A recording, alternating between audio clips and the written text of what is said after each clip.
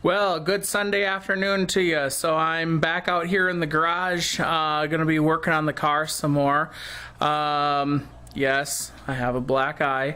I cleared the snow around the house. I took the snow blower and was clearing the snow around the house just to kind of move it back so not as much was up against the foundation since it's been melting like crazy. I left the snow blower sit. I turned around to go back and get a shovel and forgot about the clothesline pole, and well, I ran right into it. So oh well, that's the truth.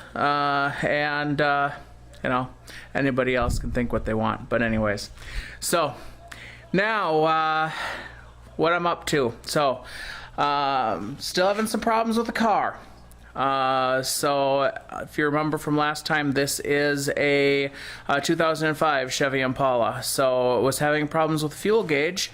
But also when you go to start it, you have to crank it quite a bit to get it to start. Sometimes you even have to step on the gas. It's a fuel-injected vehicle.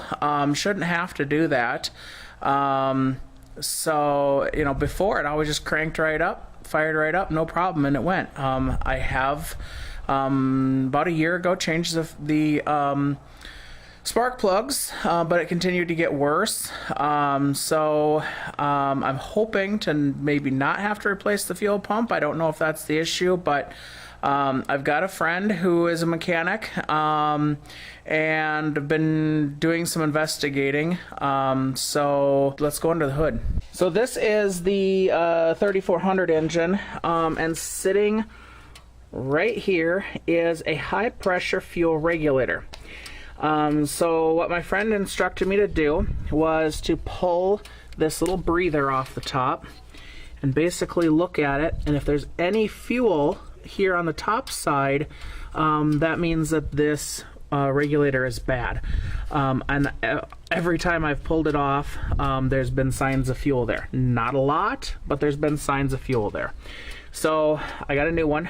Expensive little bugger. They're about 80 bucks. But I'm going to replace that. So I've also got the car ran up on one of my oil change ramps. Now I've got it backed in. Okay, I'll back up so you can see how I got it set up. I've got it backed in here and back up on this ramp. Reason being, just ahead of the back tire, under the frame rail, about in the middle of the door, is the fuel filter. So I got a new fuel filter. I'm gonna take that off and replace it as well. So I'm going to do them both at once.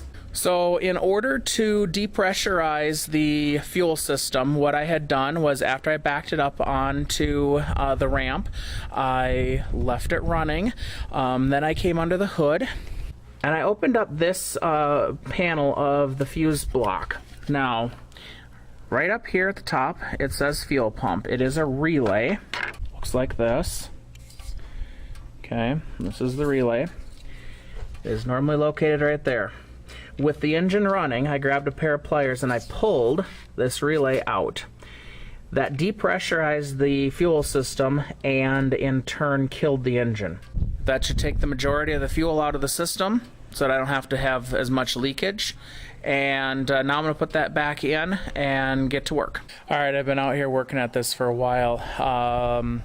Let me bring you up to speed on where I'm at. So I started off working on the pressure regulator. So I moved the spark plug wires that were bolted down here over so I could get a little better access. I've got the throttle zip tied here, rolled out of the way. Unfortunately, this breather tube that goes in here, I broke it off. So I'm gonna have to make a parts run and see if I can't find something. Samantha's called a couple of them, but doesn't seem to have it exactly, but maybe there's some general ones that work. I don't know. So I'm gonna have to take some of that apart. I do have, it was a Torx bolt that holds it on here. I do have that taken care of. I don't have the right size wrench to get this off, so I guess when I go for a parts run, I'm gonna have to try to get some larger wrenches. It looks like it's about a 24 metric, and I the largest one I've got here is a 19. So looks like I'm buying some tools. So need to get a part, need to get some tools before I continue on with that project. Let's go over the side of the vehicle. All right, it's a little dark under here, but bolted to this bolt right here, there is this ring that holds the fuel filter on. It mounts like this with fuel filter in it. Behind it, there is fuel line here, which I've got disconnected, and then there's that one's a nut, and that end is a quick coupler on that end. That's the fuel filter itself on this vehicle, so quick coupler snaps on this end, and then it threads in that end. So I'm gonna get back putting the new one in, but once I get the new one in, hopefully that'll go smooth, and then the next step, I guess, is make a parts run. The joys of home mechanics, right? All right, catch back in with you later. All right, well, the fuel filter actually went back in very smooth. It took literally just a couple of minutes from my last update till now to get this in here. So, make sure I got the bracket in the right direction, and then it was just literally a matter of screwing it together on that end and tightening it up good. This end has got the quick connect, snap that on, and bolt it into place. So, all right, that project's done. Let's go back and see what we can do with that pressure regulator. Well, in regards to this pressure regulator, I think I'm still back to going and getting the proper size wrench to be able to take that apart. I do need to get this breather tube.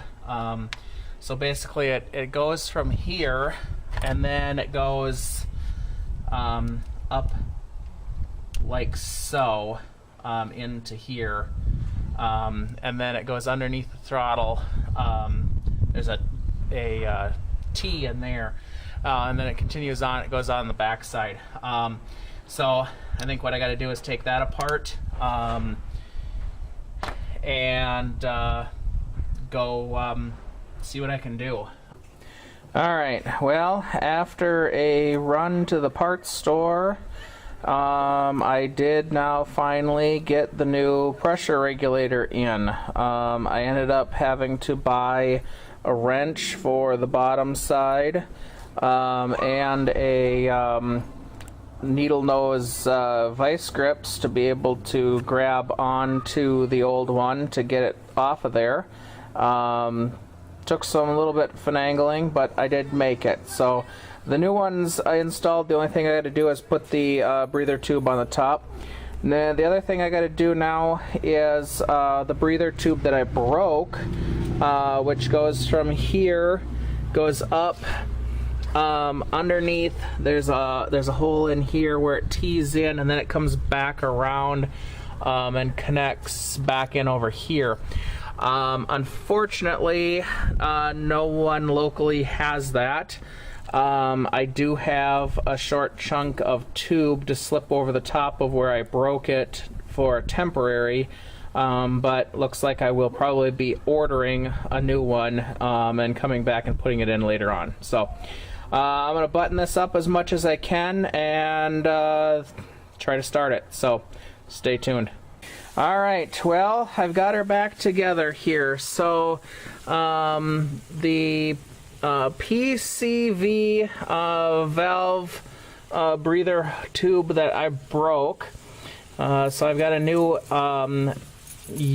rubber U down there, and then it comes under here. Now this is where I broke it. I've got a piece of I don't know if it's a fuel line hose or it's a black braided hose that the parts store gave me a chunk of. So that's my temporary fix until I get a new one, and then it comes down here and I got a new elbow on there. Pressure regulator valve is in.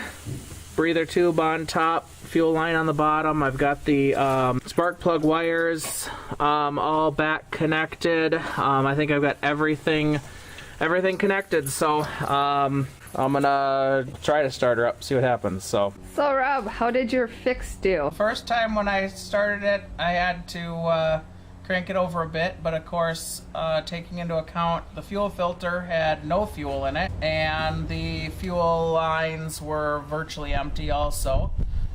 So it didn't, it took a bit. I've started it now, what, 4 or 5 times probably. For the last year or so, it's had to crank over a bit before it would start, sometimes even having to step on the gas pedal to get it to go. But now I barely turned the key and it just fired right up. So much improved. Much improved on that. I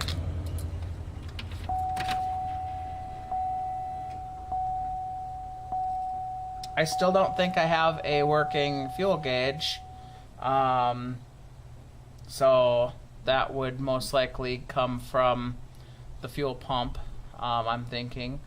But I'm gonna give it a bit, see what happens before I go to that expense. I found I do have to drop the tank on this vehicle. It does not have an access hatch to get to the fuel pump. So for now, I think I'm going to warm the vehicle up. I got to change oil on this yet. I think I'm over on my oil change. So at least for the fuel system for today, that's it for this. So we'll see what happens. I do have to get that other vent breather tube and install that, but looks like I can actually go to work tomorrow without having to leave Samantha without a vehicle. So, all right, that's it for this one for now. Catch you later.